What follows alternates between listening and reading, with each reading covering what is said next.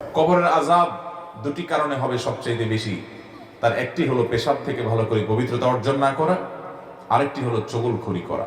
নবী করিম সাল্লাল্লাহু আলাইহি সাল্লাম বলেছেন যে কবরের আযাবের অন্যতম প্রধান কারণ হলো এই দুটি।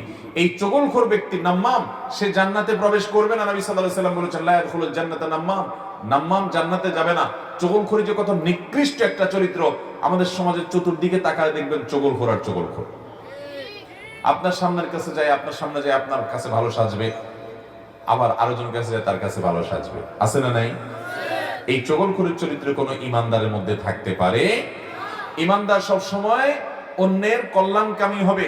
কারোর মধ্যে, দুজনের মধ্যে ভুল বুঝাবুঝি হয়েছে, সে ভুল বুঝাবুঝি দূর করার জন্য সে প্রাচীরের ভূমিকা রাখবে, যে প্রাচীর দুজনকে এক করবে।